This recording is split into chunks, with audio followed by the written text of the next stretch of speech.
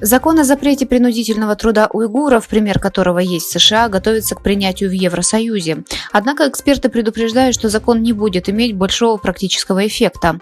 Согласно достигнутому во вторник утром соглашению, Брюссель будет отслеживать сообщения о принудительном труде по всему миру, конфисковывать и уничтожать продукцию, нарушающую запрет. В 2022 году США заблокировали весь импорт из Восточного Туркестана от предприятий, где Пекин заставляет работать мусульман-уйгуров. ЕС импортирует из этого региона большое количество солнечных батарей, а Volkswagen имеет там завод по сборке автомобилей. Соглашение должно быть окончательно одобрено странами-членами и Европарламентом. Семьи заключенных рассказали радио «Свободная Азия», что китайские власти разрешают большинству заключенных, которые находятся в лагерях и тюрьмах уже 6 лет, видеться со своими семьями только раз в месяц. Эта встреча длится всего 2-3 минуты. Более того, во время этих встреч члены семьи вынуждены врать заключенным о своей семье и положении дел в обществе. То, что членов семей заключенных заставляют врать, косвенно подтвердило видеообращение, распространенное в социальных сетях на прошлой неделе. Всемирный уйгурский конгресс, базирующийся в Германии уйгурская организация, в своем пресс-релизе обратил внимание на усиливающиеся транснациональные репрессии против уйгуров, вынужденных жить за границей по вине оккупационного Китая. Недавно, благодаря успешной операции Национальной разведывательной организации, была раскрыта сеть, шпионившая в пользу оккупационного Китая. Суд арестовал 6 человек, подозреваемых в сборе информации о видных деятелях и организациях Восточного Туркестана.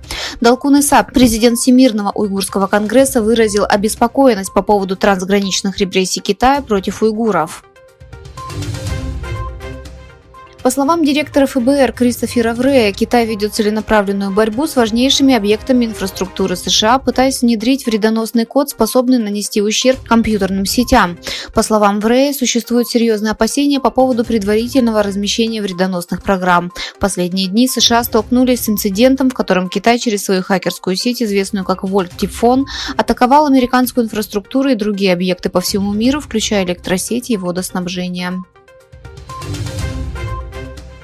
Китай пережил демографический спад в условиях политики одного ребенка, проводившейся с 1980 по 2015 год. Согласно 2 официальным отчетам, обнародованным в Китае 5 марта, администрация Пекина будет разрабатывать политику, направленную на повышение падающих показателей рождаемости. Она также скорректирует планы по поддержке растущего пожилого населения путем увеличения социальных пособий и пенсий и развития частной пенсионной системы. Эти меры были приняты после того, как в 2023 году численность населения страны сократилась второй год подряд. Президент Венгрии Тамаш Сулёк официально подписал законопроект, утверждающий членство Швеции в НАТО. В заявлении президентской канцелярии говорится, что Швеция станет 32-м членом Альянса в ближайшие дни.